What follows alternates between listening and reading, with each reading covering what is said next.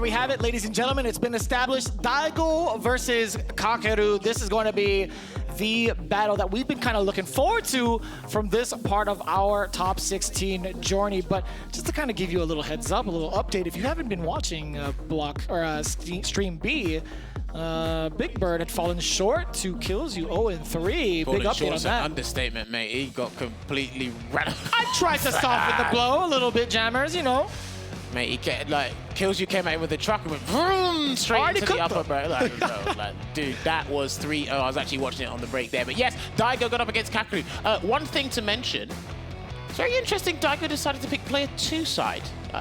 Talk to me a little bit about that, right? I don't know. I'm kind of wondering myself. He's using a hitbox. I don't think it matters really which side that you use. But okay, if everyone has personal preferences in life, no matter what it is, and I guess his personal preference is the player 2 side. Just to give you guys a little bit of info, I believe this was on Stream B earlier today. Daigo, I believe, did lose the 4 fills. I think it was 2-1, 2-0 in the group stages. Sure. To close out into this. That's right. That's right. However, Kakeru does have a lot of Ken experience through Japan, through Daigo, via Tokido as well. But this is big only because I think he wants to make amends in his win ratio against Ken in tournament, because in the top 6 at EVO, he lost to Angry Bird and he lost to Tokido in the top 6. Even just looking at this week's developments, right? He fell short to VX Bow to Ken both times.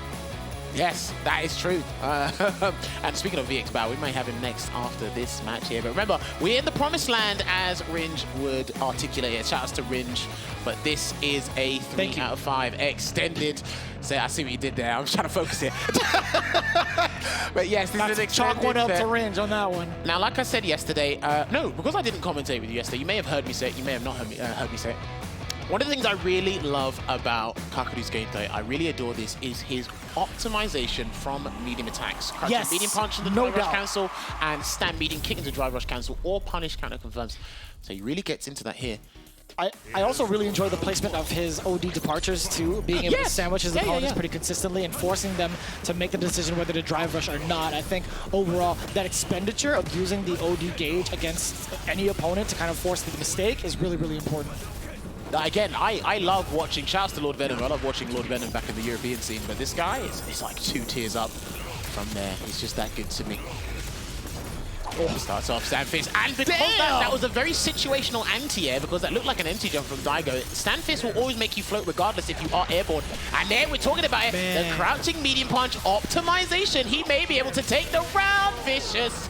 It's like we studied these players to be able to show you guys and paint the picture for you in this lovely picturesque stage. Didn't even have to use level 1. Didn't even need to use OD as much, right? It was just a regular departure that kind of forced the situation and momentum in Kakeru's favor. Speaking of, OD Amnesia catches the overhead against Daigo, sending him back with the spike departure again. He's making him cautious about this approach, but again, it's the drive gauge war that Kakeru is looking for. Ghouls and Goblins, Stalagmite gonna go into Chornabog, the level 1, and sets up the departure again and trying to bait Daigo to doing something.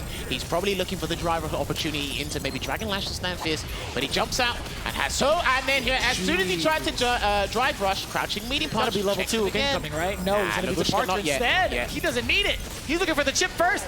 Yes, sir, and it was a punish counter. I don't know what the attempt was. Perhaps maybe a mistimed parry from the side of Daigo Umehara. But either way, had he survived that chip damage was coming regardless, because level 2 was in stock for Kakeru. And immediately already starts off with EX Torblan into the Stalagmite, and then again sets up the Purple Haze. Almost got it. Ay, that hurt from downtown too, man. The roundhouse. We felt that. The fierce. We felt that. And jumped in, no anti-air, and another stand fierce to punish the throw attempt there. And this is huge damage here, a good 30%, and that's going to be the round. Imagine that. Oh boy, another character we've seen with combos into their throws. Well, or off of their throws. Hey, fun game. I like combos off of throws when I'm doing them. Of course, of course. You couldn't see him put his hand up in the air as he mentioned that second part of that statement. The big asterisk towards that. And Kakeru, I'm sure he feels the same. Looking to do so again. Now has Daigo in the corner yet again. It's been a one-player game. This is World Tour mode for Kakeru. Oh, you sneaky bugger with the target combo there. Kakeru gets hit with the punish counter, and that might have been an execution blunder there from Daigo into the drive impact. And then if he gets one hit, that's going to be interdiction, and that will be the game. But he gets thrown, put in burnout. Oh, boy. Damn, that was an audacious throw tech there from Kakeru, but he's got a little bit of breathing space. And if Daigo whiffs anything, Oh, there you the go. stop on the counter and the standing. Oh my gosh, that was actually so slick. And it's so tough when you see that low medium kick block in Ruin. It's you know, you try to want to counter poke most of the time. But it's Kakeru with the stoppage. Again, standing medium kick is such a good button for counter pokes. See, I'll tell you something interesting about this game. Spacing well, okay, that's interesting because as soon as we started, I just saw a perfect parry, and Daigo is already sent to the corner again. My man looks absolutely bamboozled. I don't know if player 2 helped you. Maybe player 1 would have helped, I don't know. I'm not too certain, to be quite honest with you, man. We talk about those preferences on hitbox, you know, or lever list, excuse me. Oh, there you go. That was cool. He was looking for it, right? The stop against the drive rush. Daigo 2 steps ahead. The crosscut DP, you know it. That's actually good though, because anti-DPs, they do the same amount of damage as regular throws, so you take the damage and you're out of the corner. Yeah. Avoid a throw loop, so yeah, it's equivalent. It's fine, we'll take it. It's not bad. In terms of the positioning, obviously Kakeru doesn't want to spend any sort of time against Cannon jail time. It's going to be really, really tough to manage, I feel like, defensively. And of course, he's ready for the Dragon Lash. Who isn't, right? Straight to the corner, drive, gauge, well The spent block, here. 2 overheads in a row. My man is so brazen, but he's 2-0 up. He can do whatever the hell he wants here. Amnesia, gonna get punished. Number 1? Backdash. No, the backdash. That was rude. Nice perfect parry there on the EX Hadouken, and he tried a perfect parry the Dragon Lash, but it didn't quite work. Runs into a stand hard kick. Oh, you gotta be... He's gonna build the BU type for level 3. No, we don't. Okay, he's messed it up. So I'm so sorry. Here comes Lavushka. Oh my god, is he? No, he didn't avoid it. Oh, he did! Okay, he only got hit once, but you might have lost anyway. Oh, and he dashed up into the roundhouse. Daigo just throwing out the heavy in anticipation for the movement. But also, Kakeru, he still would have been in max range regardless. True. But right now, Daigo is making the adaptation. This is forced adaptation, by the way. He has no choice but to win 3 games on the bounce if he wants to progress through. The winner's side of the bracket gets a throw. Not like this. Oh, what a time to counter hit. Drive rush in. Back throw? No, he just goes for the full-on punish counter to set up the departure. The burnout is there. Daigo is going to be in dire straits shortly, but oh, that could have been huge. Well, he went for a down forward fierce to get the sweep anyway there, did Kakeru, and then throws out the stand medium punch, pushes Daigo away to set up the bullet hell in burnout, but he's about to replenish his drive stock. Let's see what Daigo can do with it. That's going to be the game. That is the game. Coming at you. 2-1 here. Daigo making that comeback. Slowly but surely making those necessary adjustments.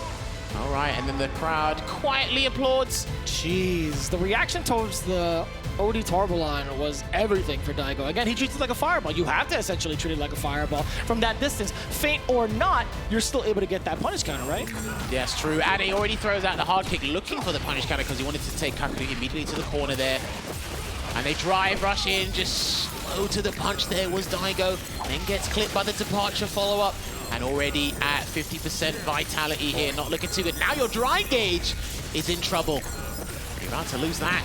Like we talked about earlier, right? You're forcing that awkward position of whether or not to drive rush past the departure. But it's Daigo spending it. If I'm gonna be in burnout, I want to do it by my hands. Do it, yeah. I 100%. If you're gonna put yourself in burnout, do it by your own volition, please.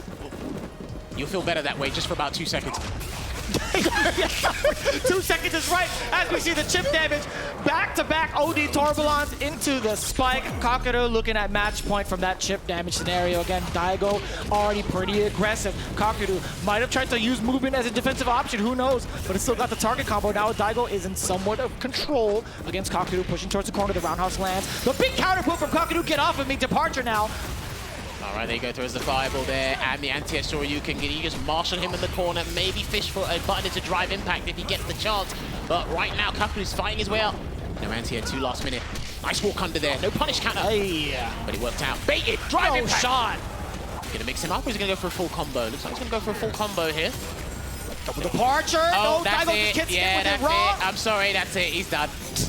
He's done. That's the whole combo. Full optimization into interdiction, making it 3-1 here for Kakeru over Daigo Umehara. Man, there's one thing you need to do against the Beast, and that's to take care of business with him early. 3-1 could have been a whole different story had Daigo been able to maybe hold out a little bit longer past that whole situation in the corner. But it's Ibushigen. Oh, yes, out of respect, Kakeru. the bow, that double handshake as well.